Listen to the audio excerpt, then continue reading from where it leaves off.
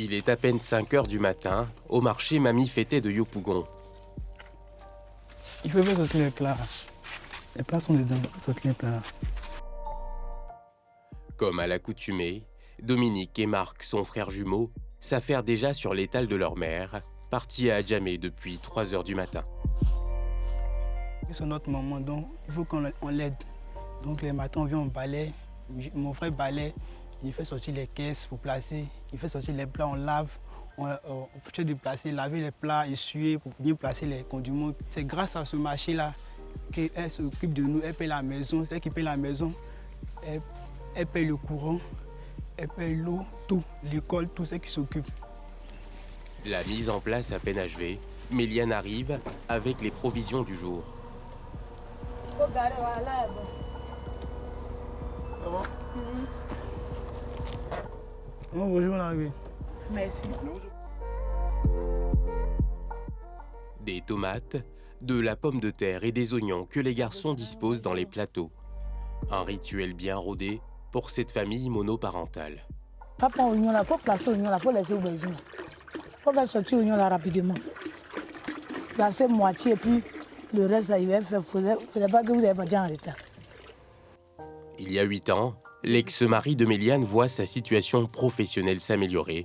Il décide alors de tourner le dos à celle avec qui il a partagé sa vie durant 35 ans.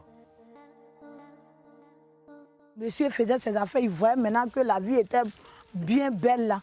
Quand il vient chaque fin du mois, au lieu qu'il va faire tout les nécessaires pour pouvoir me mettre à l'aise, il dit non que tiens au moins 30 000 francs à te défendre avec. Il n'y a pas sac de riz, il n'y a pas chose, comme on appelle, il n'y a rien.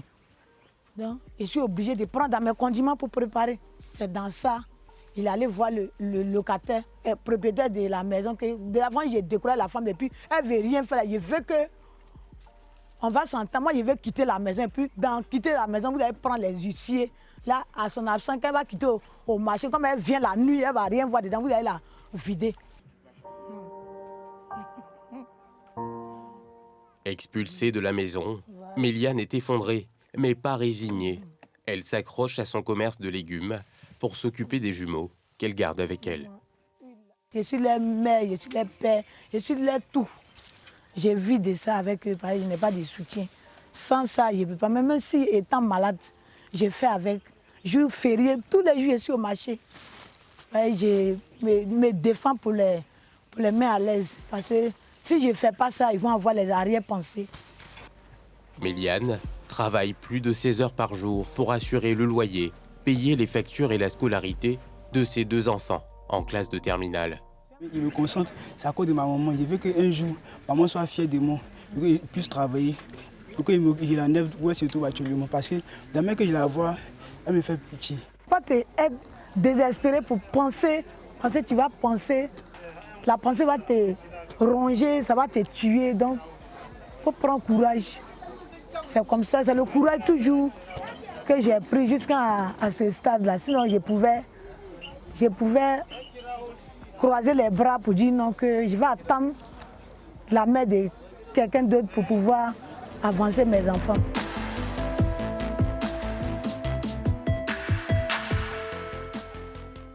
La grande menace pour les femmes dans cette situation, c'est de glisser vers la précarité.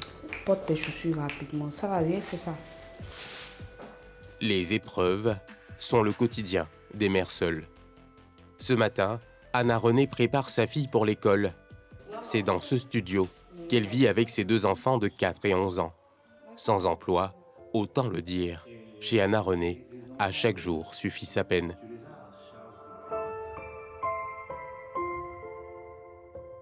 On vit le jour au jour, quoi.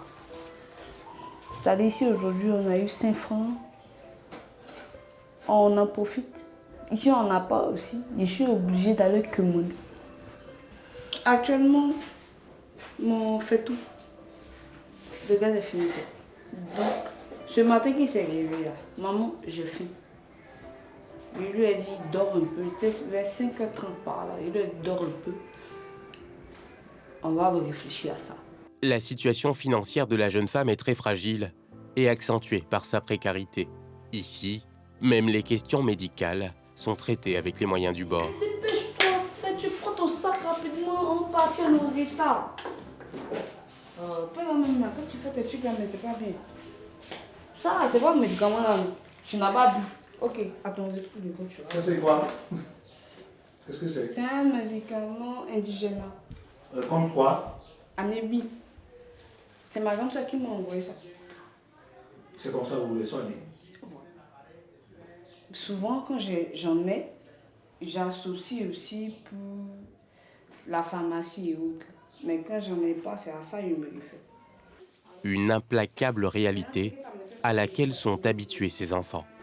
Et c'est difficile souvent à la maison? Qu'est-ce qui est difficile? Quand on ne mange pas. Vous ne mangez pas souvent? Et donc souvent tu pars à l'école sans avoir mangé? Est-ce que tu aimes ta maman? Pourquoi tu aimes ta maman? Dis-moi. Elle est gentille. Son comportement me plaît. Et que nos maisons changent. Et puis elle a carrément beaucoup d'argent. Des propos qui font fondre en larmes Anna René. Jamais rêvé de cette vie-là, jamais. À 30 ans, celle qui n'a pu achever son brevet de technicien supérieur en ressources humaines et communication doit vivre avec le regard de la société et son lot de mépris. Les personnes de mauvaise moralité te font des... Comment on appelle l'expression là? Des propositions? Des propositions indécentes en fait. Vous comprenez? Donc là, tout c'est comme ça là. Ça... Toi-même là, tu as l'impression que tu es réduit à néant. Non, tu as l'impression que tu n'es pas quelqu'un quoi. Et là tu refuses, mais les enfants ils ont faim. Je sais comment ce que tu fais. Il y a tendance à prendre crédit à la boutique. Mais voilà, c'est comme ça que je vis ma vie. Mais je ne peux pas me soumettre à ce genre de truc. Excusez-moi, ce genre de bassesse là. Non, je ne peux pas. Même si elles sont prêtes à tout pour que leurs enfants ne souffrent pas de leur déception, les mères célibataires ont tout de même des trajectoires différentes. À Djamé, au cœur d'Abidjan. Attends ton pied là. Encore une troisième fois, c'est quoi ça là? Attends, va ton pied. Demain tu as cours non? Oui. Tu as étudié? Est-ce que tu as étudié? Monsieur a dit quoi? Monsieur a dit quoi? Range-moi ton bébé, on l'a étudié. Victime d'un accident de la circulation, Vanessa met à profit sa guérison pour être plus présente auprès de sa fille. Un, but, ce. Sage-femme de profession, elle a décidé de revenir en famille après d'incessants malentendus avec le père de sa fille. Et depuis, elle a seule la charge de l'éducation de cette dernière. Je suis rentrée en famille. C'était comme... Il m'a fait, je ne vais pas dire don. C'était comme pour lui une manière de se débarrasser un peu de l'enfant. Il faisait pratiquement plus rien pour l'enfant. Quand je dis plus rien, il n'était pas présent de manière affective, de manière financière aussi. C'est moi qui gérais tout. Même si son travail lui permet de se prendre une maison, Vanessa préfère pour sa princesse de 7 ans l'environnement familial, gage pour elle d'une sécurité. Je ne veux pas quitter mes gardes, courir, venir chercher l'enfant à l'école, ou bien m'occuper d'elle la nuit, ou bien essayer de veiller à ses petits soins, la laver, lui donner à manger. Au moins en famille, il y a papa qui est là, qui au moins veille sur elle. Il y a toutes ces cellules familiales-là, même quand je ne suis pas là, je sais au moins qu'au sein de la communauté, j'ai mes tatas, j'ai mes frères, j'ai mes soeurs ici que je peux appeler à tout moment quand j'ai un souci la concernant. Par moments, Vanessa replonge dans cet album pour se rappeler tous les combats, toutes les nuits blanches et les moments de joie partagés avec sa fille.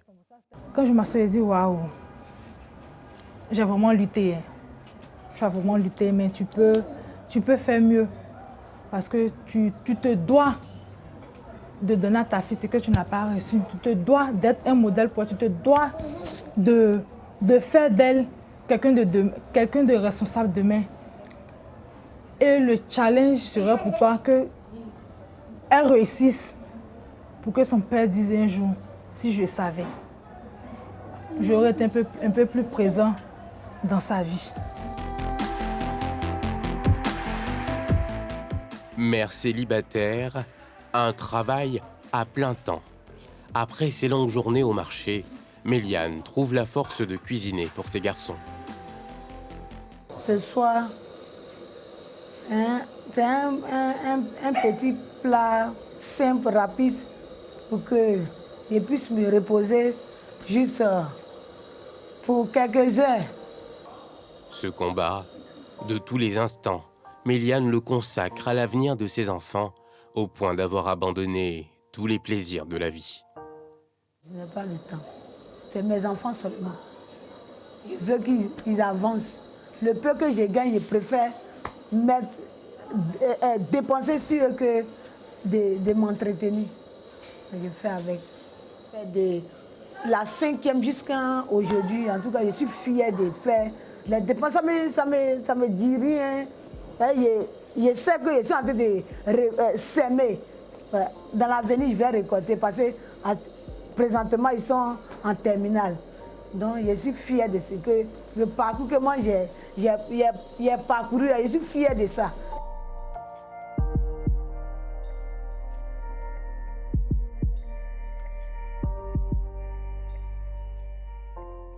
Depuis que la vie la confronte aux pires épreuves, Anna Renée refuse de céder au destin.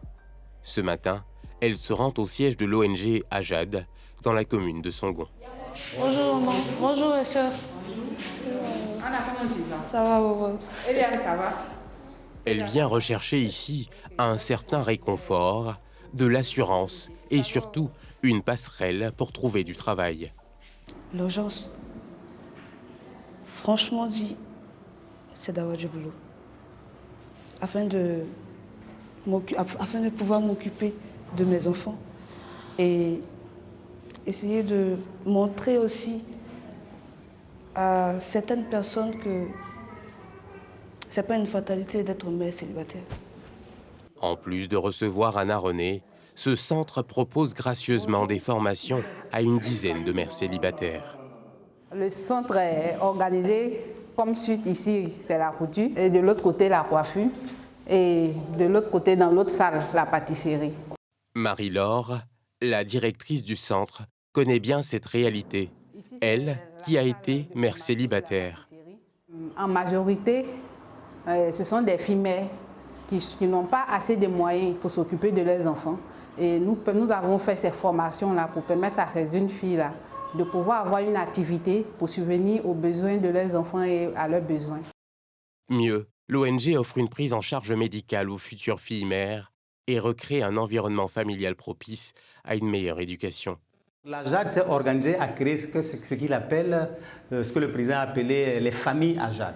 Ce sont des personnes comme vous et moi qui acceptent d'accepter dans leur famille ces jeunes filles-là afin qu'elles aient la chaleur humaine.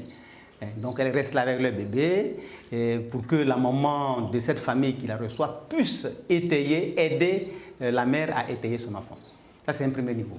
Bon, au deuxième niveau, c'est que s'il n'y a pas de père, au niveau de l'Ajad, on trouve des personnes qu'on appelle des pères occasionnels. Donc ce sont des personnes qui acceptent venir auprès de ces jeunes filles-là pour jouer le rôle d'un père afin que l'enfant puisse avoir une bonne éducation. À ce jour, il n'existe aucune statistique concernant les mères célibataires. Des histoires comme celle d'Anna Renée, Vanessa ou Méliane sont le quotidien d'innombrables mères seules. Si elles ont longtemps incarné la figure de la femme fautive, leur résilience à offrir un avenir meilleur à leurs enfants fait de ces mères des modèles de courage.